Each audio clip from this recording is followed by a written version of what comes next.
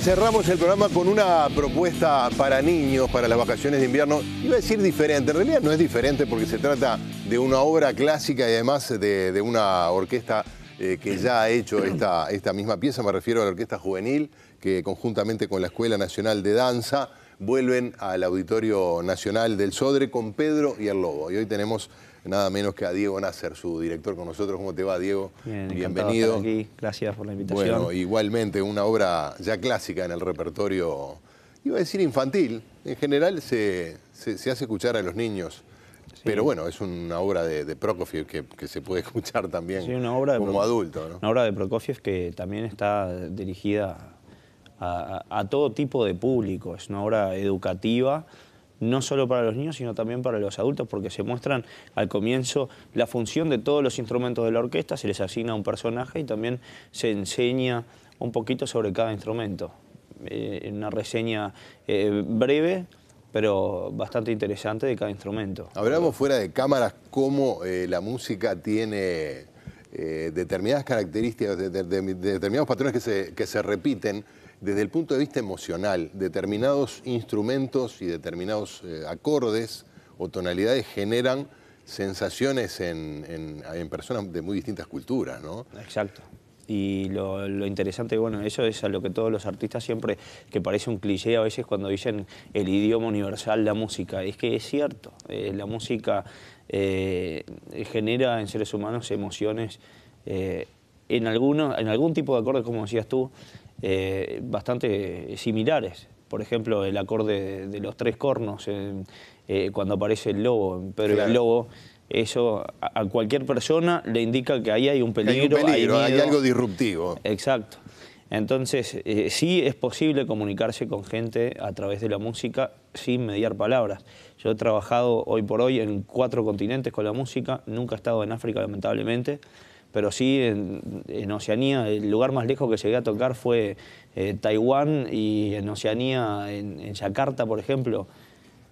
Y el lenguaje de la música, sinceramente, te conecta hasta con esas personas con las que no pude medir una palabra, pero sí tocar en conjunto. Bueno, tú además viviste durante muchos años en Europa, porque te formaste como músico, como director, sí, nada menos que en Viena, en Hamburgo, Alemania.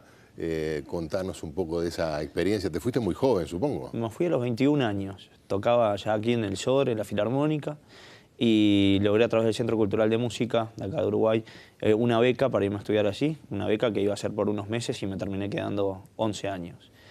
Fue una experiencia muy productiva, pero como toqué en varias orquestas, toqué en la Filarmónica de Cámara de Viena, Sinfonietta Baden de Baden en Austria, la Orquesta de Radio de Hamburgo y Filarmónica de Kiel, que es una ópera estatal, y en la Orquesta de Cámara de Hamburgo.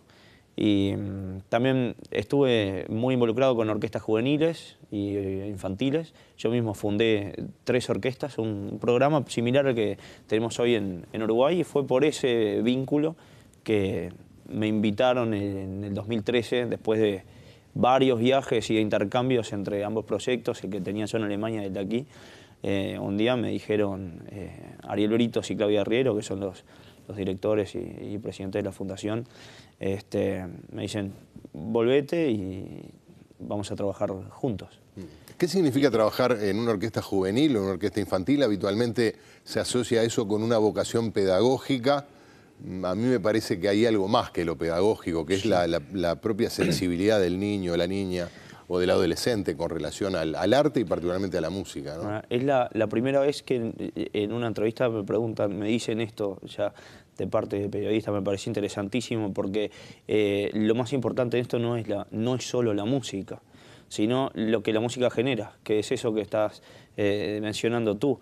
Hay una parte enorme de vocación, de didáctica y de pedagogía, pero el fin final tiene mucho que ver también con lo antroposófico, con lo humanístico. De decir y de creer, de tener la convicción al 100% de que la música transforma. ¿Qué transforma? Sensibilidades, personalidades, forja sentimientos que de otra forma a uno le costaría más alcanzar.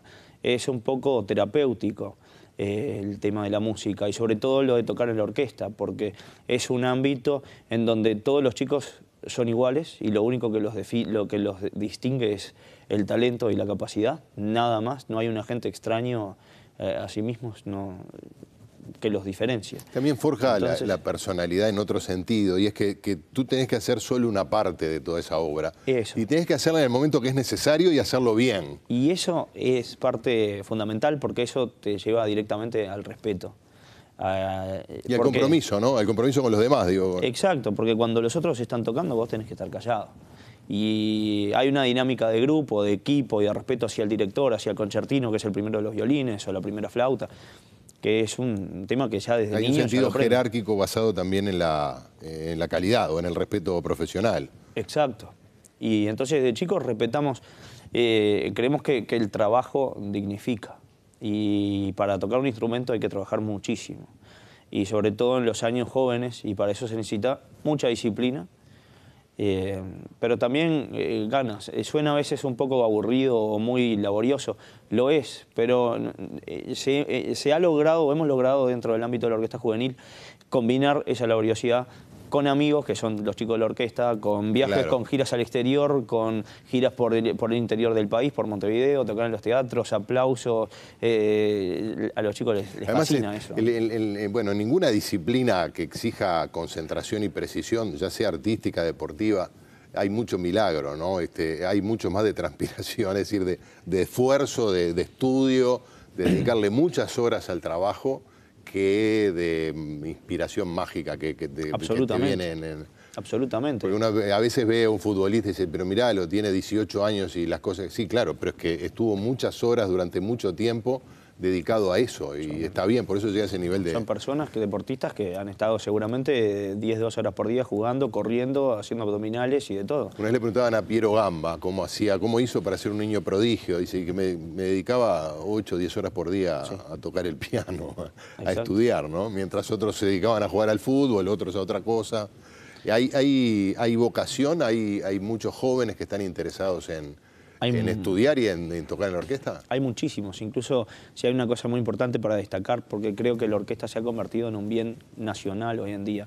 Hace unos años la orquesta estaba conformada meramente por montevideanos. Hoy por hoy podemos decir que es la orquesta nacional, juvenil, porque nosotros tenemos núcleos de formación musical en todo el país, estamos en todo el país, del Río Negro hacia abajo, estamos trabajando en todo el país, todavía no hemos llegado, pero estamos, por ejemplo, en Florida, Durazno, San José, Montevideo, La Valleja. Entonces, ¿qué querés decir con que estamos? ¿Que tienen clases, hay ensayos, exactamente, hay nosotros trabajando con las intendencias de cada departamento y, bueno, con también educación primaria, secundaria, que apoyan muchísimo, se acercan alumnos y estamos llevando profesores de Montevideo hacia ahí, hacia los diferentes departamentos, no solo en capitales departamentales, tenemos por ejemplo Sarandí del Sí, Solís de Mataojo, cosas impensables hace 10 años. Y tenemos, de repente te digo, en Solís de Mataojo 50 niños haciendo música. Es una maravilla, claro, para todo el que conozca la dimensión de Solís sabe que... En Sarandí del Sí tenemos 48, creo. Claro. Entonces, lo que se está logrando es llevar los profesores hacia ahí, darles la educación musical ahí, les estamos dando instrumento también, por ejemplo, digo, cualquier instrumento de orquesta. Les damos instrumentos, partituras, los profesores. Está todo, es simplemente acercarse. Hoy en día tenés la ventaja que por internet puedes conseguir prácticamente cualquier partitura. Y ni siquiera requiere un conocimiento previo, porque nosotros empezamos de la educación absolutamente inicial hasta lo que es la Orquesta Juvenil Nacional, que ya es como el paso previo a las orquestas profesionales del país. Hoy por hoy tenemos una temporada de conciertos muy respetables, tenemos giras internacionales con la Orquesta Juvenil. A veces uno tiene la falsa idea de que esto de las orquestas juveniles o de que haya muchos niños o adolescentes o niñas que estudien instrumentos y que toquen orquestas sinfónicas, es algo de los países europeos porque, bueno, tienen recursos. Pero hay otros países como, por ejemplo, Venezuela, entre otros, ¿verdad? Donde la tradición orquestal está extendida por todo el territorio. Es decir, no es una cuestión meramente de países con tradición musical clásica o con dinero. También hay una cuestión de hábitos, ¿no? Así como en el Uruguay, no sé ahora, pero durante muchas décadas estaba la tradición de los coros en la ciudad del interior, en los barrios. ¿Cómo ¿Cómo lo percibís tú a nivel del resto del país, ese tipo de inquietudes? Yo creo que la inquietud está, porque de hecho cada vez que nosotros planteamos una actividad se llenan. Ahora, por ejemplo, el 1, 2 y 3 de julio en el Auditorio Nacional estamos organizando el Festival Internacional de Violín y de Viola, que es el primero que se realiza en el país. Están viniendo maestros de todas partes del mundo, de Estados Unidos, de Europa, de Sudamérica. Y tenemos gente, un alumno que se ha inscrito de Australia, por ejemplo, y vienen acá. Yo creo que las costumbres se van forjando. Las hacemos nosotros hombres, y en sentido genérico, obviamente, de que yo creo que las cosas se forjan. Uno creo que en este país se tienen muchas posibilidades. Lo que sí a veces me hace falta es ver quiénes nos hacemos responsables de que esas cosas se lleven a cabo y de transformar también una realidad que hoy por hoy es absolutamente maleable para mí en punto país. Yo veo que este país, yo viví en Alemania, un país de 83 millones de personas, donde uno se siente un poco, yo me sentía bárbaro, me encanta Alemania, pero hay veces que te sentís como un poco... Ajeno, no perdido. Ajeno, sino claro, sos uno más. Claro. Acá en Uruguay tenés la posibilidad de entender este país como si fuera prácticamente una empresa privada. Es como una familia grande. Claro. Entonces acá vos podés reunirte con 15, 20 personas con un interés y organizar algo. Y lo que hemos encontrado es siempre apoyo para las nuevas ideas. Entonces yo creo que hay que salir un poco de abajo de las piedras a veces y decir, esto que quiero que pase en mi país, lo voy a hacer. ¿Sabés qué? Bueno, hablamos mucho de la orquesta juvenil y dijimos poco de Pedro y el Lobo. Sí. Además van a participar cerca de 100 artistas. Está la Escuela Nacional de Danza, también como parte de esta presentación, ¿no? Sí, bueno, la orquesta va a actuar también con el ballet de la Escuela Nacional de Danza.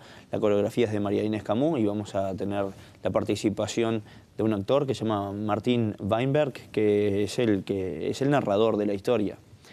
Es un poco el nexo entre lo que está pasando en escena, lo que está sonando y lo que está pudiendo ver en el ballet y los niños. Bueno, esto va los días 7, 8 y 9 de julio a las 19:30. El lunes 7 también hay una función a las 16:30 y las entradas están a la venta en la red UTS y en la boletería del auditorio. 60 pesos, las más baratas. Creo que sí. O sea que el dinero no es excusa por lo menos para ver una. Para nada. Bueno, sí. ¿Cuántas tenés idea cómo va la venta o qué expectativas tienen? No tengo ni idea. Yo por ahora estoy de los ensayos, muy ocupado con la parte artística, que salga todo bien, de hacer los últimos retoques en los ensayos, los preparativos y, bueno, preparándonos y con ganas de hacer la primera función. Bueno, que todo transcurra con el mayor de los éxitos y vamos a seguir de cerca esta experiencia tan interesante y tan rica artísticamente que están llevando adelante. Gracias por acompañarnos. Muchísimas gracias. Y gracias a ustedes también por estar allí. En 7 días nos volvemos a encontrar en una nueva entrega del Lado Oculto. Chao.